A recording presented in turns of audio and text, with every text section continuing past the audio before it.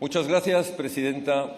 Señor ministro, en esta interpelación urgente que le plantea nuestro grupo parlamentario Vox, lo que le estamos preguntando a usted en nombre del Gobierno es qué piensa hacer para evitar que quienes quieren destruir la unidad nacional, pisoteando la Constitución y despreciando la soberanía nacional de los españoles, logren su objetivo. Es terrible, ¿no?, que se tenga que hacer esta pregunta, esta interpelación urgente a un gobierno de una nación que debería entenderse que es su razón principal, evitar que los enemigos de la nación consigan sus objetivos.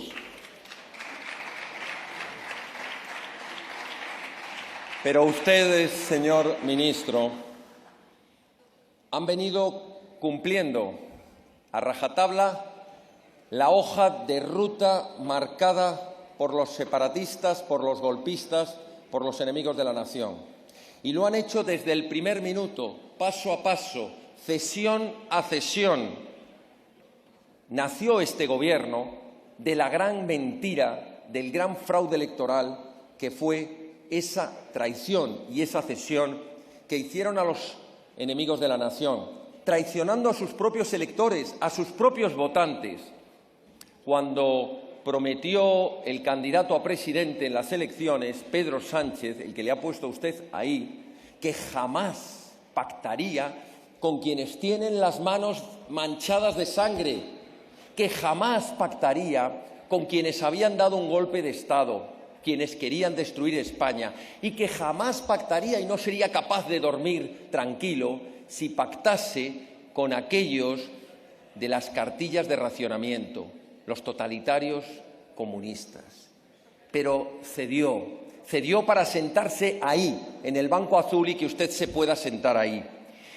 Y la primera gran cesión, señor ministro, yo la pude comprobar sentado en los estrados de la Sala de lo Penal del Tribunal Supremo, cuando la Abogacía del Estado recibió instrucciones para que lo que era una evidente y clara acusación por delito contra la Constitución, delito de rebelión contra los golpistas, por arte de magia, no, por cesión a los golpistas, se convirtió en fase de enjuiciamiento en acusación de la Abogacía del Estado por delito contra el orden público, delito de sedición. Ahora empezamos a entender un poco esta última reforma del Código Penal, porque tampoco quieren el delito de sedición.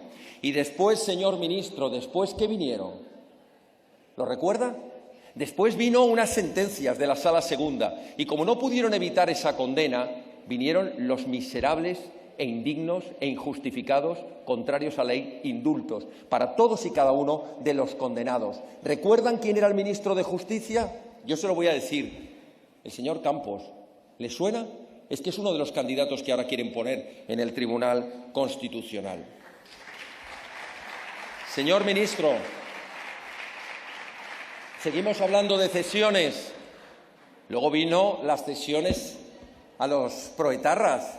Había que blanquear la ETA y crear la ley de memoria democrática. Bueno, de memoria y de democrática no tiene nada, pero de cesión tiene mucho.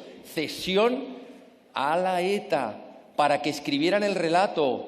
Sí, el relato, porque entonces se deslegitimaba la transición, se deslegitimaba la corona y se favorecían los homenajes a los terroristas, claro, despreciando y pisoteando a las víctimas del terrorismo.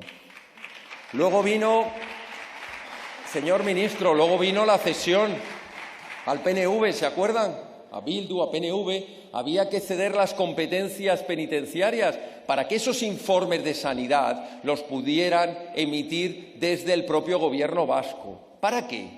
Claro, ¿pero qué cree? ¿Que no nos damos cuenta? Luego vino la siguiente cesión, señor ministro, el acercamiento de los presos a las cárceles vascas como paso previo a unos informes de sanidad que les permitan salir a la calle mediante un fraudulento tercer grado.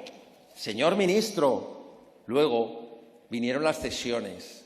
Vinieron las cesiones retirando cualquier presencia del Estado. Su Majestad el Rey no podía entregar los despachos a los magistrados de la carrera judicial en Cataluña. Había que esconder al jefe del Estado porque representa la soberanía nacional, representa la unidad nacional. Y, por tanto, ustedes no hacen nada por la retirada de las enseñas nacionales, las banderas, en tantos y tantos edificios públicos de Cataluña, del País Vasco, de Navarra, etcétera, etcétera. ¿Por qué? Porque la presencia del Estado molesta a sus socios separatistas y, por tanto, una nueva cesión. Luego vino la cesión también, esa vieja reivindicación de la maldita asesina banda terrorista ETA. ¿Sabe cuál es, no? Que había que quitar la Guardia Civil de Navarra. Nueva cesión al separatismo proetarra. Luego vinieron nuevas cesiones. ¿Cómo es eso de que la directora nacional del CNI se atreva a investigar a nuestros socios golpistas? ¿Pero dónde se ha visto esto? ¿En qué Estado de Derecho se permite que los servicios de información investiguen a quienes quieren dar delitos, quieren cometer gravísimos delitos y dar golpes de Estado? Cesada inmediatamente. Y además instrucciones al CNI para que de ninguna manera se atreva a investigar ni a quienes dan golpes de Estado, ni a quienes los preparan, ni a los CDR violentos, ni a los grupos declarados por varios juzgados como grupos terroristas vinculados al separatismo. Los servicios de información no están para eso, ¿no? Según ustedes, claro. Nuevas cesiones. Desprotección absoluta al español.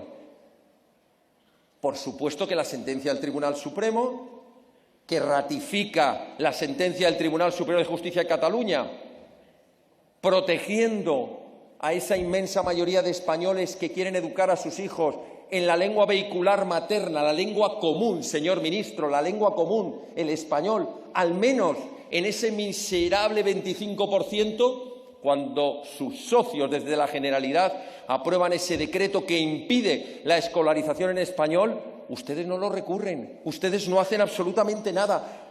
Esas cesiones las vemos aquí todos los días. ¿Se acuerda, señor ministro? La ley de universidades, la tiene usted apuntada en la agenda. Hay que apartar el español. ¿Se acuerda de la ley de deporte, también tramitada en esta Cámara? Hay que permitir que en las competiciones internacionales acudan las selecciones nacionales de las comunidades autónomas como si de países se tratase.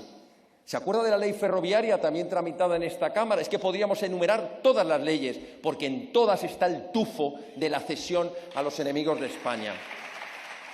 Les decía que si se acuerda, señor ministro, que también la tiene en la agenda, porque yo sé que las lleva todas apuntadas. Por la mañana le dicen lo que tienen que hacer y ustedes luego vienen aquí y lo hacen. La ley ferroviaria, permitiendo que infraestructuras de interés general que vienen desde hace siglos adscritas a la red ferroviaria nacional de la DIF o de Renfe puedan ser desafectadas y entregadas en bandeja a los gobiernos autonómicos, desmembrando una infraestructura nacional básica del transporte. Y así podríamos seguir ley tras ley, cesión tras cesión, señor ministro. Hablamos del Tribunal de Cuentas. ¿Se acuerda esa cesión? También le llamaron por teléfono y le dijeron: no te olvides que tenemos abierta un expediente, una causa muy grave en el Tribunal de Cuentas por desviación de fondos públicos, el fondo de dinero de todos los españoles. Los golpistas desviaron dinero, señor ministro, de todos los españoles. Había una causa abierta en el Tribunal de Cuentas. ¿Y qué ordenó su gobierno en una nueva cesión? Que la Abogacía del Estado no presentaría en tiempo y forma la demanda correspondiente y se archivó. Nueva cesión al golpismo. ¿Seguimos hablando? Seguimos hablando, señor ministro. Lo hemos visto aquí hace pocos días. Presupuestos generales del Estado. Al dictado del PNV, de Bildu, de Esquerra Republicana, al dictado. Por cierto, ¿recuerda Otegi que dijo: bien vale apoyar unos presupuestos si esto nos permite el acercamiento de nuestros asesinos al País Vasco? Y esos presupuestos plagados y plagados de partidas de dinero para favorecer a los golpistas, a los que odian a España. Por ejemplo, con las embajadas en el exterior, que son una nueva muestra del desprecio a esa competencia exclusiva del Estado que es la política exterior. Y ustedes les permiten que desacrediten al Estado y que hablen como si Cataluña o el País Vasco fueran naciones, o Galicia, tampoco me quiero olvidar de las embajadas gallegas. O cuando utilizan la TV3, por ejemplo, esa maquinaria de odio y de propaganda al servicio de los separatistas catalanes que ustedes riegan también en los presupuestos. Y así, señor ministro, cesión tras cesión tras cesión en esos presupuestos generales del Estado. El último pago ya lo conocemos todos, ha estado en la actualidad política. Había que derogar el delito de sedición, esa amnistía general encubierta de los golpistas. De rebelión que no les gustó pasamos a sedición, de sedición pasamos a delitos contra el orden público. Lo próximo, señor ministro, venga, ánimo, imaginación. Lo próximo es que en vez de delito le damos una subvención por dar un golpe de Estado.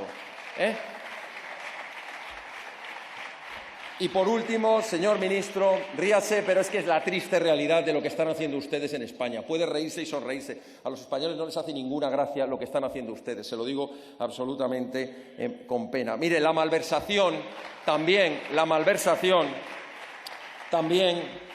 fue otra de las cesiones. Como muchos de sus socios están imputados o condenados por delitos de malversación, había que rebajar las penas. Además, por cierto, mediante un procedimiento absolutamente dantesco, con alevosía, premeditación, nocturnidad, sin presentarlo como proyecto de ley orgánica para evitar los informes, corriendo como proyecto de ley de los grupos parlamentarios, deprisa y corriendo, a ver si no nos damos cuenta y cambiamos el Código Penal así, por lo bajini. Y lo último, señor ministro, el terrible atentado contra el Estado de Derecho, contra el Poder Judicial, mediante las reformas que de momento han quedado suspendidas, digo de momento, del Consejo General del Poder Judicial, del Tribunal Constitucional, para lograr así, primero, que no prospere ningún recurso de inconstitucionalidad, como los estados de alarma que prosperaron gracias a Vox, para que ustedes puedan seguir aprobando las leyes que les dé la gana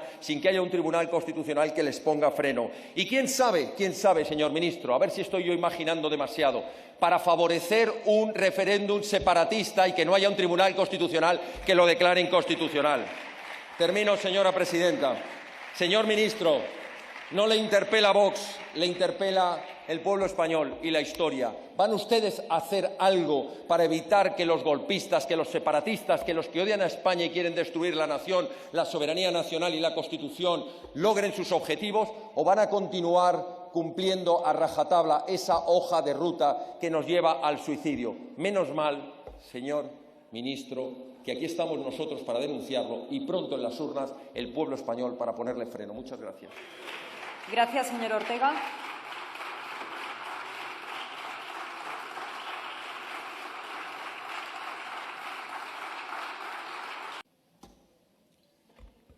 Muchas gracias, señora presidenta. Señor ministro, usted ha comenzado su intervención diciendo que usted cree en el Parlamento, en el parlamentarismo. ¿De verdad? ¿Por qué cerraron este Parlamento para que no pudiéramos controlar sus estados de alarma fraudulentos, declarados gracias a Vox inconstitucionales? ¿Por qué se les llena la boca diciendo que respetan al Parlamento si luego están dispuestos a entregárselo en manos de aquellos que precisamente lo que no creen es en nada de lo que salga de este Parlamento, porque ellos quieren montar sus parlamentos soberanos separatistas? Usted ha afirmado a continuación, señor ministro, que este Parlamento representa a España. Hombre, permítame que le haga una matización. Representa al Poder Legislativo. España es mucho más. También hay un Poder Judicial que no está aquí dentro. Hay un Ejecutivo que, por desgracia, debería controlar este Parlamento. Y, desgraciadamente, como ustedes han dedicado, junto con el Partido Popular, a cargarse cualquier atisbo de división de poderes, pues este Parlamento no tiene capacidad real de controlar a los diferentes ejecutivos. Pero es que España es mucho más. España es su historia. Y España son millones de españoles que, por culpa de gente como ustedes, no se siente representada en esta Cámara. Porque han creado ustedes una absoluta separación entre la política ficción y la política real, la que está en los campos, en los mercados, en los talleres, en las colas del paro, esa España, que es la España real, la que está pasando frío por culpa de sus negacionismos y sus políticas de absoluto fanatismo climático a expensas de poderes extranjeros. Esa España que pasa frío o que no puede poner el aire acondicionado por sus políticas, no se siente representada en este Parlamento. Usted dice que nosotros estamos empeñados en repetir una y otra vez que existe un gravísimo problema, una gravísima amenaza y un gravísimo riesgo de ruptura de la unidad nacional. ¿Pero usted cree que hay un solo español, incluyéndoles a ustedes, que no lo vea? Pero usted dice que ese problema, como ha definido usted, del separatismo de los catalanes, de los llamados líderes catalanistas, ya ha sido superado, ha dicho usted, ha sido superado. ¿Pero eso quién se lo ha dicho? ¿Otegi? ¿Rufián? Porque para ellos, lo que están logrando son sus objetivos a través de la Moncloa, a través de condicionar al Gobierno de España. Señor ministro, dice usted y alardea, porque lo hemos escuchado aquí muchas veces, se lo oímos a Sánchez, que gracias a ustedes consiguieron proteger a muchos trabajadores en la pandemia. ¿A cuántos? Porque será a aquellos que, desgraciadamente, por su negligencia, no se quedaron en el camino, que no perdieron la vida, porque ustedes fueron incapaces de poner los medios sanitarios a tiempo, porque se dedicaron a negar la realidad y cuando la tuvimos encima fue tarde para muchos de ellos.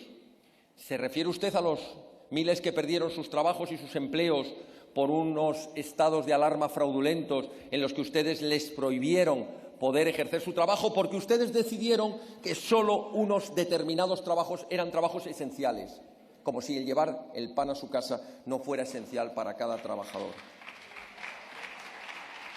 Usted ha repetido, señor ministro, ha repetido usted en las intervenciones anteriores a esta interpelación y en la propia contestación a la interpelación, entre 16 y 18 veces la palabra ultraderecha. Luego ustedes son los del talante, los del tono, el señor educado, señor ministro. Yo tendría muy fácil subir aquí y contestarle una a una a esas 17 veces. Me bastaría con decirle que, hablando de ultras, la ultratraición es la que representan ustedes. La ultra inutilidad para resolver los problemas de España los representan ustedes. La ultra cobardía para enfrentarse a los enemigos de España los representan ustedes. En definitiva, representan muy bien a la ultraizquierda. Pero ¿sabe lo que ocurre? Que a nosotros lo que nos preocupa son los problemas de España, no lo que sean ustedes. Muchas gracias. Gracias.